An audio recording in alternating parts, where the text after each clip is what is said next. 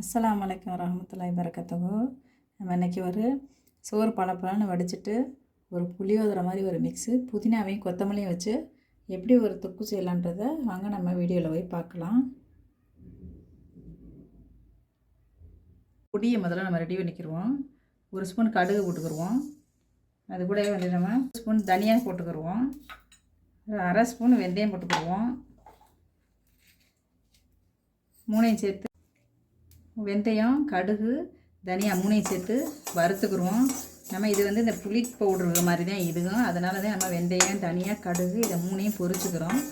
பொரிச்சுட்டு இதை பவுட்ரு பண்ணி இந்த பவுட்ரு தான் இந்த புதினா கொத்தமல்லி தொக்குக்கும் நம்ம சேர்க்க போகிறோம். இது நல்லா பொரிச்சுக்கிடுவோம். நல்லா வறுக்கட்டும். நல்லா பொரிஞ்சிருச்சு. இப்போ இதை நம்ம வேறு பாத்திரத்தில் மாற்றிட்டு அதை பவுட்ரு பண்ணிக்கிடுவோம். பாத்திரம் வச்சு நல்லெண்ணெய் சேர்த்துக்கிறோம். ஏன்னா இந்த தொக்கு வகைங்களுக்கு வந்து நல்லெண்ணெய் ரொம்ப நல்லது. நல்லெண்ணெய் சேர்த்துக்கிறோம். ஒரு அரை ஸ்பூன் கடுகு விட்டுக்கிறோம். அதில்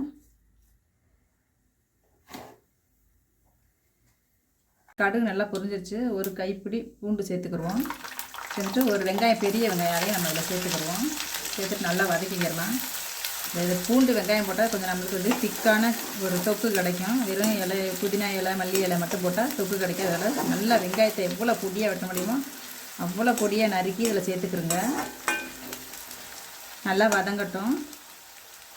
நல்லா கோல்டன் கலராக வரட்டும். ஏன்னா அப்போ தான் வந்து கெட்டு போகாமல் இருக்கும். வெங்காயத்தை நல்லா வதக்கிட்டா இந்த டைமில் 2 காஞ்ச மிளகா 2 சேர்த்துக்கிறோம். சேர்த்து நல்லா வதக்கிக்கிறோம். நம்ம அந்த வெந்தயம் கடுகு தனியா வறுத்தோம், அதை நல்லா பொடி பண்ணிட்டு வந்துடுவோம். போயிட்டு இது நல்லா கோல்டன் கலராக ஆகட்டும். இப்போ நல்லா கோல்டன் கலராக இந்த மாதிரி வந்துடுச்சு. இந்த மாதிரி டைமில் நம்ம நல்லா ஒரு கைப்பிடி அளவு நல்லா புதினாவை நல்லா வெறும் இலைகளை மட்டும் நம்ம சேர்த்துக்கிடுவோம். இலைகளை மட்டும் சேர்த்து வதக்கிக்கிறோம். ஏன்னா இது புதினா தொக்கு.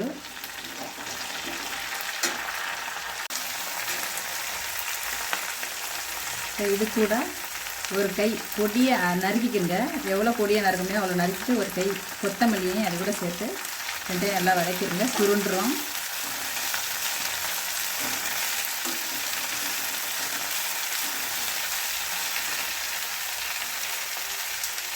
நல்லா நம்ம வதக்கிக்கிறோம். இதை நல்லா பச்சை கலர் நல்லா மாறிடட்டும். நல்லா வதக்கிடுவோம்.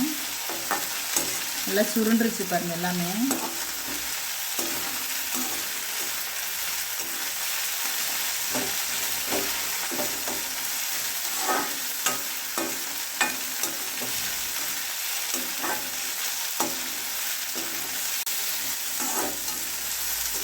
நல்லா இந்த மாதிரி வதக்கிக்கிறங்க. நல்லா இந்த சலசலப்பு அந்த தண்ணி பூரா சத்தம் பூரா அடங்கட்டும். நல்லா சலசலப்பு பூரா போயிடணும். நல்லா இப்படி பிரித்து வதக்கிக்கிறங்க.